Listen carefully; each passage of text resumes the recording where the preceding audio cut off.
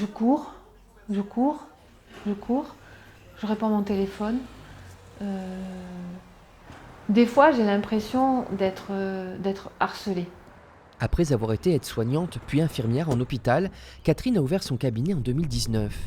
Tous les jours, week-end compris, elle est sur la brèche, levée à 5h30 pour terminer souvent après 20h.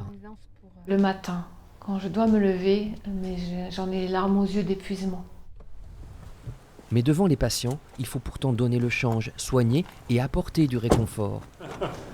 Bonjour, on s'est vu ce matin. J'arrive chez quelqu'un qui m'invite chez lui. Ça, c'est la magie du libéral. Ils nous invitent chez eux. Quand je suis chez eux, je suis bien chez eux, mais je suis épuisée.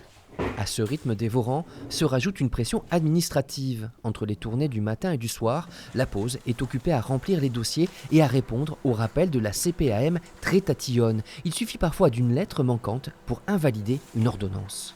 On est sommé de rendre tout ce qu'on a perçu, même si le soin a été fait, puisque l'ordonnance n'est pas conforme. Face à cette charge mentale et la mise entre parenthèses de sa vie familiale, Catherine a pris une décision radicale, vendre son cabinet. Je ne peux pas être crédible en disant aux patients c'est important la famille et moi pas prendre soin de la mienne. C'est plus possible.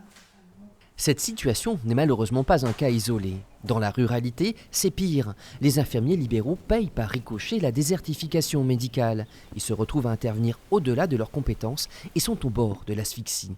Le président de leur syndicat professionnel a lui-même décidé de passer la main. Si je n'ai personne, au mois de juillet, je serai le 9e cabinet à fermer, définitivement. J'ai prévenu mes patients, ils sont tous au courant, avec beaucoup de scrupules, beaucoup de scrupules.